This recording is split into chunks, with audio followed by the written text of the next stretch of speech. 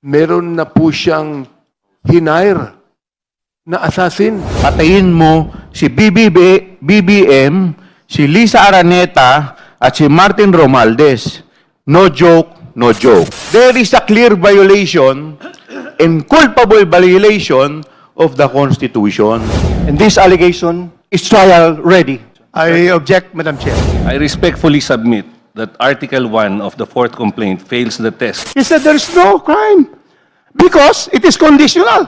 So these two are out, definitely out. We will now proceed to the deliberation per ground of the fourth impeachment complaint. Please allow the chair to read Article 1. Culpable violation of the Constitution, betrayal of public trust, and other high crimes, citing the following specific offenses: assassination plot, sedition, and subversion of constitutional order. If there are no other members, the Honorable Suntay. Thank you very much, Madam Chair. Kagaya ho ng aking binanggit kahapon, dito naman sa pang-apat na impeachment complaint, ang pangunahing alegasyon ng complaint ay nagsasaad, respondent publicly declared during a live broadcast press conference that she has arranged for a person to kill President Marcos Jr., the First Lady, and the former Speaker, Speaker Martin Romualdez, if she is killed. Ito ang ginawang basihan ng Article 1 para sabihing may culpable violation of the Constitution, betrayal of public trust, at other high crimes. Pero kapag sinuri ito sa ilalim ng Rule 3, Section 5 ng Rules of Procedures ng impeachment proceeding, may malinaw na problema sa sufficiency in substance. Ang requirement ng rule ay may recital of facts constituting the offense charge. Hindi sapat ang statement na controversial or politically shocking. Sa complaint na ito, ang allegation ay speech lamang. Walang alegasyon na may actual hitman na kinuha. Walang maipakitang may agreement nga o conspiracy na ipatupad dito. Wala rin naipakitang may payment o arrangement na ginawa in order to facilitate such statements. Wala rin maipakitang weapon procurement o alleged overt act. Sa ilalim ng constitutional law, malinaw ang doctrine na kahit incendiary, inflaming, or shocking ang speech, ito ay protected under the freedom of speech. Naipailalim to sa Brandenburg versus Rayo na sinabi ng korte that the speech can only be punished if it is directed to inciting or producing imminent lawless action and likely to incite or produce such action. Ang parehong principle ay kinilala sa Philippine jurisprudence tulad ng Salonga versus Cruz Paño kung saan sinabi ng Supreme Court na kahit radical o disturbing a statement ay hindi punishable kung walang imminent and lawful action. Sa madaling salita, kahit pa matapang, galit, exaggerated ang political rhetoric, hindi automatic na ito ay krimen. Ang complaint ay umaasa sa interpretasyon ng statement, hindi sa factual acts constituting treason, sedition, or conspiracy. There is a Latin maxim, conclusion non probat factum. Ang conclusion ay hindi proof ng fact. Thank you. The Honorable SDML Noy Defensor. That's wrong, Madam Chair. We are discussing on the sufficiency and substance and the irrelevant, illogical statements made in defense has no point because this is a direct threat to the life of the sovereign. And the allegation that the Vice President has contracted an assassin who is prepared to kill the President, whether or not there is a condition, as alleged in both complaints, I have seen the evidence, and I have seen all the supporting documents, and this allegation is trial ready. Madam Chair, I move that we proceed to the next allegation. Madam Chair. Madam, The Honorable Is that a motion, Honorable Defensor? Yes, it's a motion to proceed to the next allegation. I object, Madam Chair. Second. There is Let us a give a chance. motion. Let us give a chance to everyone to speak on each ground. And my good friend, and whom I respect so much, should be minded to withdraw that because precisely there are others who wish to speak. And we cannot stifle any member of the Justice Committee. And our chairman has always allowed everybody to speak until everybody has spoken in this committee. So we appeal to my good friend to withdraw that so that we can Only proceed. because the Honorable Rufus Rodriguez has requested me to withdraw. I would gracefully withdraw my motion, Madam Chairman.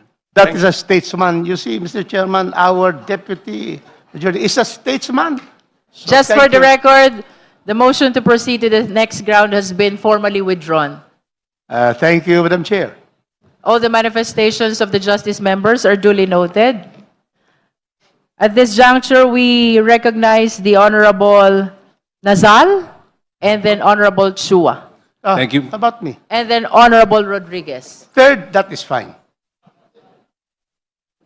Good morning, everyone. Thank you, Madam Chair. Consistent with the constitutional threshold articulated under Article 11 and the ultimate facts rule applied during the PBBM proceedings last February 4, 2026, I respectfully submit that Article 1 of the fourth complaint fails the test of sufficiency in substance.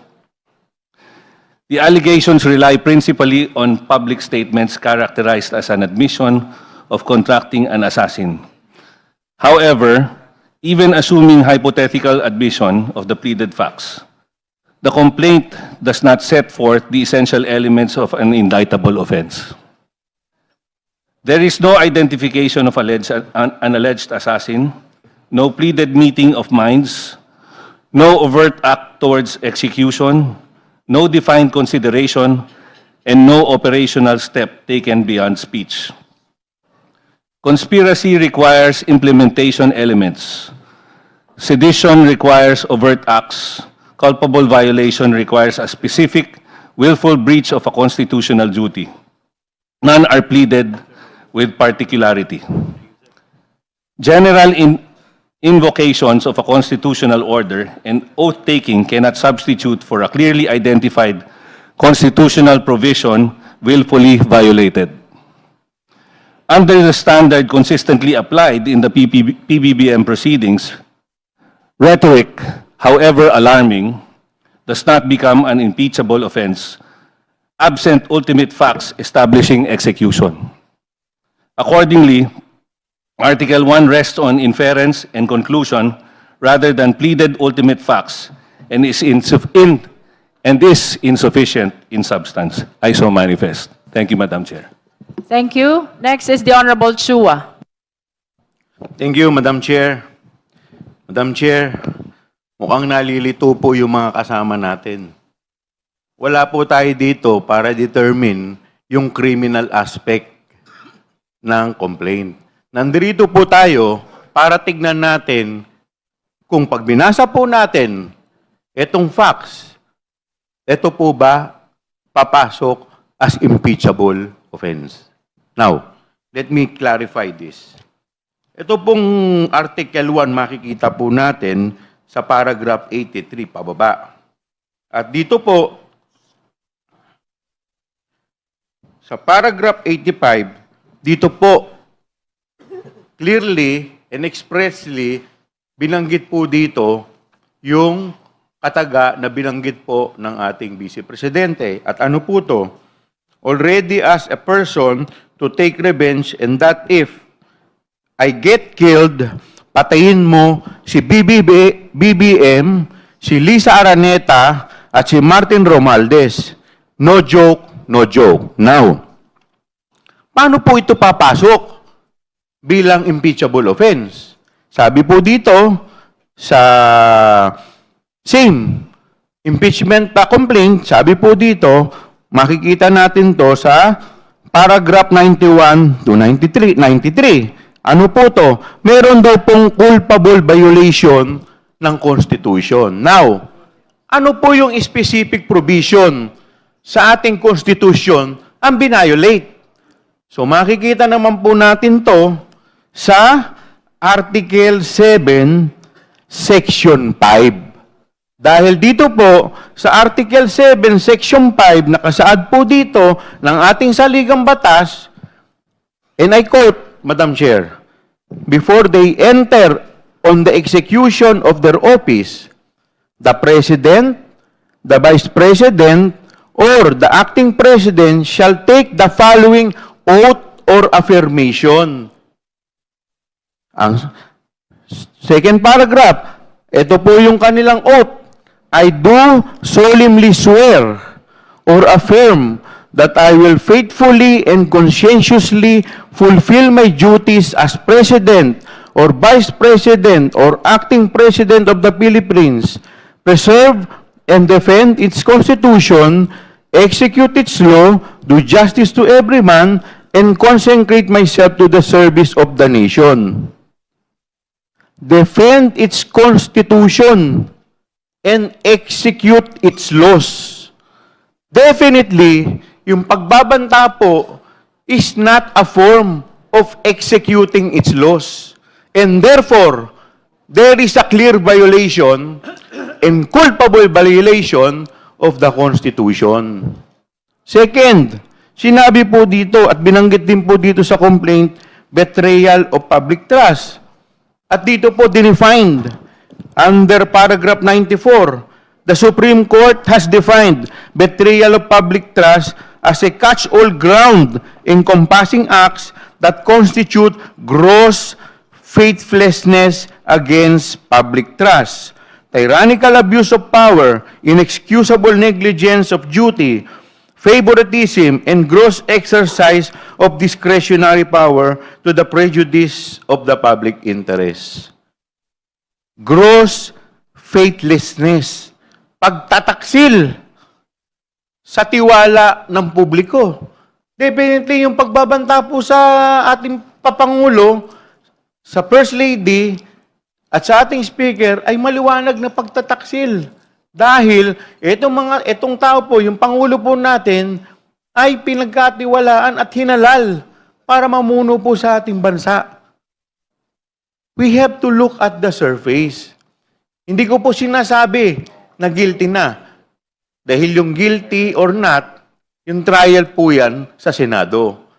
Ang nandito lamang po ay by mere narration of facts. Sa pagbabasa lamang po ba nito, meron po bang grounds na na-violate? I submit, Madam Chair. Thank you, Honorable Chua. Before we proceed, we acknowledge the presence of the Honorable Congressman Jose Manuel Tadeo Chel Jokno from Akbayan Party List. We acknowledge as well our Deputy Speaker, Honorable Raymond Democrito C. Mendoza. And finally, we welcome and acknowledge our Senior Deputy Speaker, the Honorable Ferdinand L. Hernandez, of course, from the 2nd District of South Cotabato. Thank you for coming to all the Kongs. Now we proceed. We acknowledge the Honorable Rodriguez. Thank you, Madam Chair. Article 1 is based on three grounds for impeachment. First is the culpable violation of the Constitution. Second, betrayal of public trust. And third, other high crimes. To support these three grounds for impeachment, as found in our Constitution, it has three acts that are alleged to support these three, and which are assassination plot, sedition, and subversion. Let us go first to subversion, not as a crime itself, but as a support to the three, either of the three. And so, subversion, Madam Chair, was precisely made illegal in 1937 under Republic Act 1700. However, subversion, like in this case, they state subversion of constitutional order, subversion, Republic Act 1700, was repealed precisely in 1992 during democratic times. In 1992, Republic Act 7636 removes subversion. It cannot be a crime nor a support now to the three grounds that we have. Completely repealed in 1992, the subversion aspect of an act of a Filipino. Then we have sedition, Madam Chair. Sedition is an act of publicly uprising and tumultuously engaging in acts to really remove the established government and officials. So it cannot be because Sara Duterte did not publicly rise with arms to be able to remove the present government. Probably what they want to say is inciting to sedition.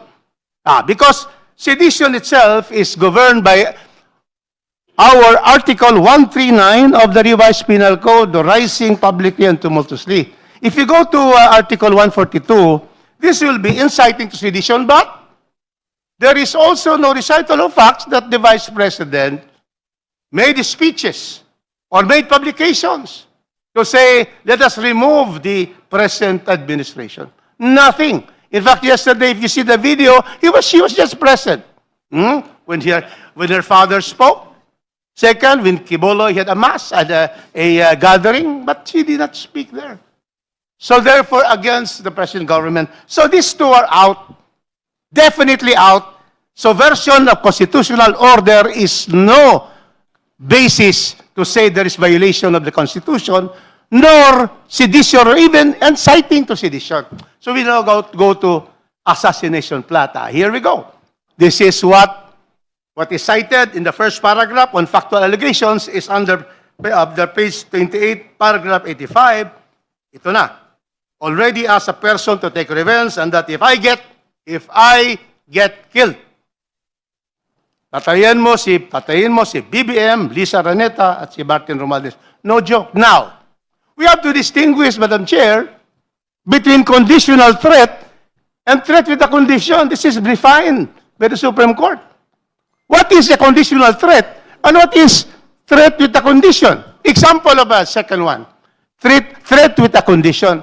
I will kill you if you give me 1 million pesos. That is a threat with a condition. There's still liability. However,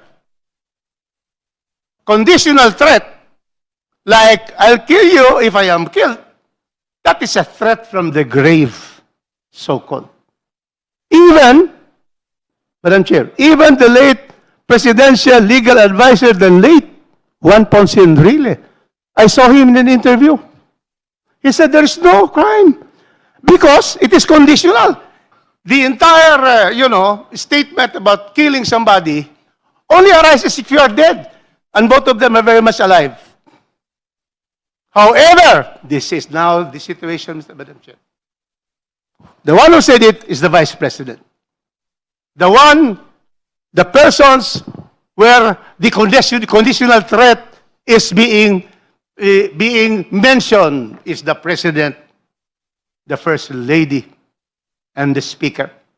And so this committee will have to therefore decide whether that reaches the sufficiency of form and substance. Thank you, Madam Chair. Madam Chair.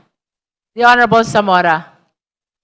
Madam Chair, I'd like to make another manifestation regarding Article 1. Article 1 of the fourth impeachment complaint. I was part of the prosecution team in the last impeachment, and I handled this. And we saw the evidence of the NBI. In fact, for the information of everyone, this went to the NBI. The NBI filed a case, and they have the evidence. Now, that threats were conditional, is inconsequential. We heard what the Honorable Janice Degamo said yesterday, and I believe that, we were all touched and maybe disturbed by what she said yesterday. She said that their family received threats, conditional at the start, but in the end, the threats became real and her husband was murdered. The video that we are talking about was viewed by everyone, including international media, international persons. This happened on the 23rd of November, 2024, early morning.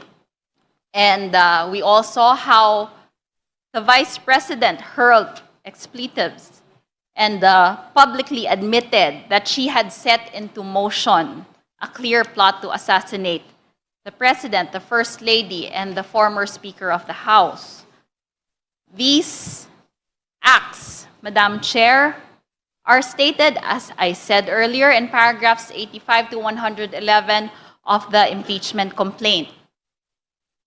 It is clear that the overt acts that we are looking for are in the impeachment complaint. The video that we are all talking about was mentioned in the annexes, or was it? Yes, it was mentioned in the annexes of the complaint. And for everyone's information, this is what we call res ipsa loquitur, or the thing speaks for itself.